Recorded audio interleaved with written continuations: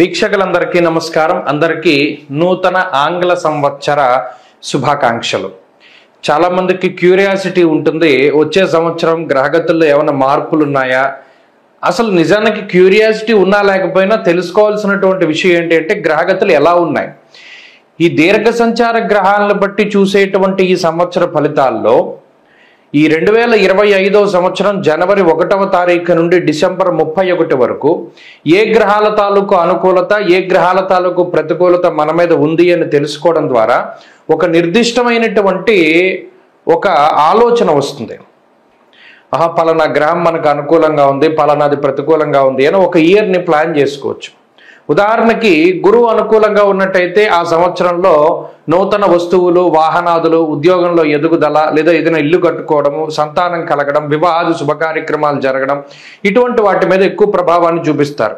శనేశ్వరుడు అనుకూలంగా ఉంటే ఆర్థిక స్థితిగతులు మెరుగుపడుతూ ఉండడం, రాజకీయ లబ్ధి ఉండడం, జనాకర్షణ కలగడం, వ్యాపారాభివృద్ధి కలగడం, విదేశీయానం కలగడం, ఇటువంటివన్నీ కూడా జరుగుతాయి. రాహుకేతువుల అనుకూలత వల్ల కూడా చాలా రకాలైనటువంటి సమస్యలు, అటు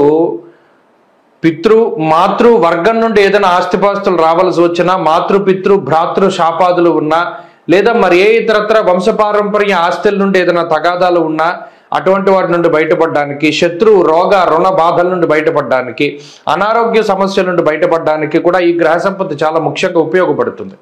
కాబట్టి ఈ 3 కీలకమైన గ్రహాలు ఏ విధంగా యోగిస్తున్నాయి, ఈ సంవత్సరం ఒక విశేషమైనటువంటిది ఏంటి అంటే దాదాపుగా 3 దీర్ఘ సంచార గ్రహాలు కూడా మారుతూ ఉన్నాయి.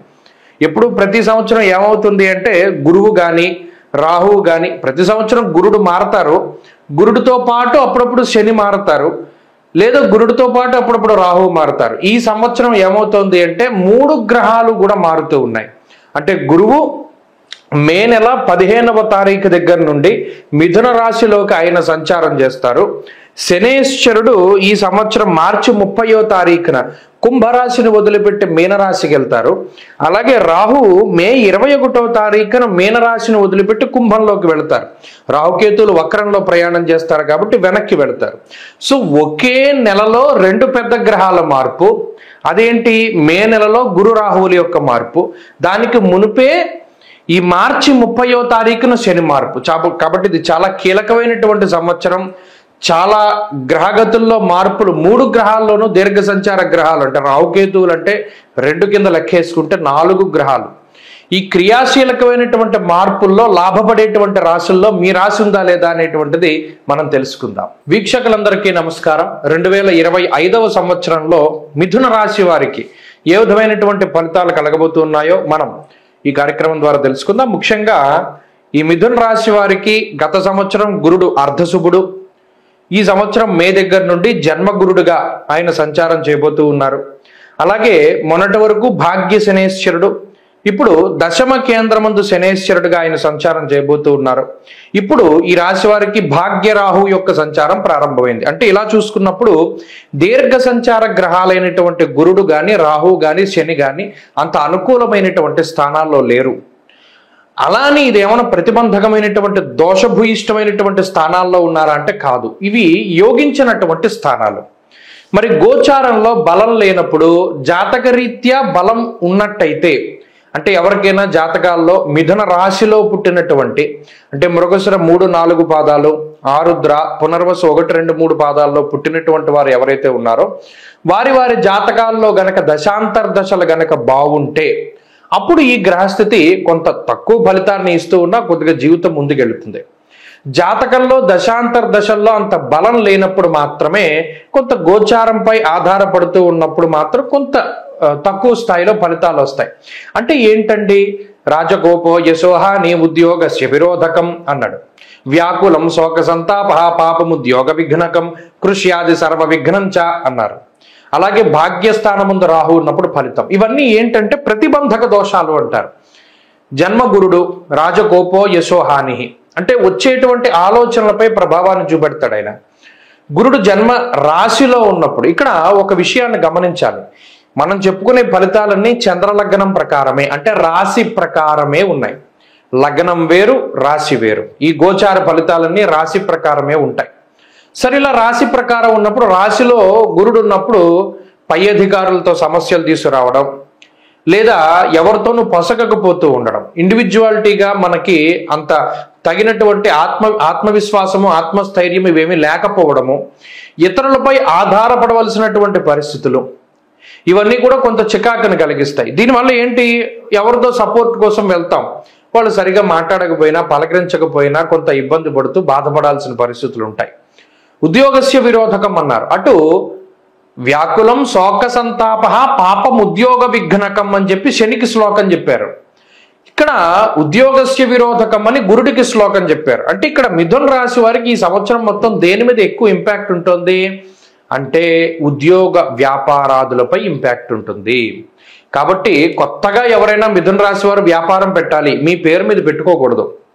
అలాగే ఈ సంవత్సరం ఉద్యోగంలో కొన్ని చికాకులు కనబడుతూ ఉన్నాయి కాబట్టి చేసేటువంటి ఉద్యోగంలో కొద్దిగా కాన్సన్ట్రేషన్ ఎక్కువగా పెట్టి ఎక్కువ కష్టపడి ముందుకు వెళుతూ ఉండాలి. ఇక్కడ అదృష్టం అనేటువంటిది గ్రహస్థితి వల్ల మనకి తక్కువగా ఉంది అని తెలుస్తోంది కాబట్టి అదృష్టాన్ని నమ్ముకోకుండా హార్డ్ వర్క్ నమ్ముకుని ముందుకెళ్ళాలి. అంతేగాక భాగ్యరాహువు కూడా అటు ధనాన్ని పాడు చేయడానికి ప్రయత్నం చేస్తారు. ప్రత్యేకించి మూలధనం పాడు చేసేటువంటి గ్రహం రాహువు. ఏదైతే మీరు దాచిపెట్టుకున్నటువంటి డబ్బు ఉన్నదో దాన్ని బయటకు రప్పించి ఖర్చు చేయిస్తాడు రాహు. కాబట్టి ఈ డబ్బు ఖర్చు పెట్టేటువంటి విషయాల్లో చాలా జాగ్రత్తగా ఉండాలి. ఒకటి. రెండవది, ఈ ఉద్యోగపరమైనటువంటి సమస్యలకు అవకాశం ఉంటుంది కాబట్టి ఈ ఉద్యోగ మార్పులు కానీ లేదా ఖచ్చితంగా మనం వేరే చోటుకి మారాలి, వేరే ప్రాంతానికి వెళ్ళాలి అనుకునేటువంటి వాళ్ళు కూడా కొంత 1-2 సార్లు ఆలోచన చేయాలి. ఇక మూడవది ఆరోగ్యపరమైనటువంటి విషయాలు. ఇక్కడ ప్రత్యేకించి హెల్త్ సమస్యలు ఏమీ చెప్పబడలేదు, కానీ వ్యాకులం శోక సంతాప అన్నారు. అంటే మానసికమైనటువంటి సమస్యలు ఎక్కువగా ఉంటాయి. అలాగే బృహస్పతి కనుక ఎప్పుడైతే జన్మరాశి సంచారం చేస్తూ ఉన్నప్పుడు కొంత బరువు పెరిగేటటువంటి లక్షణాలు ఉంటాయి. అంటే శరీరం వెయిట్ గెయిన్ అవుతూ ఉండడం, లేదా మనకు ఉండేటువంటి వర్చస్సు తగ్గుతూ ఉండడము, కొంత డార్క్ స్పాట్స్ ఎక్కువగా పెరుగుతూ ఉండడము ఇత్యాది విషయాలు ఈ మిథున రాశి వారిలో ఎక్కువ కనబడుతూ ఉంటాయి ఈ సంవత్సరం. సో ఆ రకమైనటువంటి హెల్త్ ఇష్యూస్ ఉంటాయి. అంతేగాక వంశపారంపర్యంగా ఏదైనా అనారోగ్య సమస్యలు ఉంటే అవి కొంత ఇబ్బంది పెడతాయి. లేదా 99% మానసికమైనటువంటి సమస్యలు ఎక్కువగా ఉంటాయి. ఆర్థిక పరమైనటువంటి విషయాల్లో ఖర్చు పెట్టవలసి వచ్చినప్పుడు చాలా జాగ్రత్తగా చూసుకోవాలి. ఒకటి. హెల్త్ పరంగా మానసికంగా ఎప్పుడు కూడా ఉత్సాహంగా ఉండాలి. 2. ఇక ఉన్నతాధికారులతో కానీ మిత్రులతో కానీ సన్నిహితులతో కానీ కుటుంబ సభ్యులతో కానీ మెలిగేటప్పుడు చాలా జాగ్రత్తగా మెలుగుతూ ఉండడం ముఖ్యమైనటువంటి విషయం. ఇక ఈ సంవత్సరంలో చదువురులకి, కాంపిటేటివ్ ఎగ్జామ్స్ రాసేటువంటి వాళ్ళకి, వీళ్ళందరికీ లాంగ్ టర్మ్ తీసుకునేటువంటి వాళ్ళకి, వీరందరికీ కూడా గ్రహస్థితి మిశ్రమంగా ఉన్నది. జాతకంలో దశాంతర దశలు ముఖ్యం కాబట్టి దాన్ని ఆధారంగా చేసుకుని ముందుకెళ్ళాలి. ఈ సంవత్సరం మొత్తం కొంత ఈ గ్రహస్థితి నుండి బయటపడడానికి, బాగుండడానికి ఏం చేయాలండి అంటే దక్షిణామూర్తి యొక్క ఆరాధన కానీ దత్తాత్రేయుని యొక్క ఆరాధన కానీ చేయాలి. సిద్ధమంగళ స్తోత్రాన్ని ప్రతిరోజు చదువుకుంటూ ఉండడం, లేదా ఆదిత్య హృదయాన్ని ప్రతిరోజు చదువుకుంటూ ఉండడం, దక్షిణామూర్తి స్తోత్రాన్ని ప్రతిరోజు చదువుకుంటూ ఉండడం మంచిది. ప్రత్యేకించి గురువారం వచ్చింది అంటే శివాలయానికి వెళ్ళి దీపారాధన చేసి నంది దగ్గర దక్షిణామూర్తి స్తోత్రాన్ని చదవగలిగితే ఈ సంవత్సరం మొత్తం మంచి ఫలితాలు సంప్రాప్తమవుతాయి. స్వస్తి.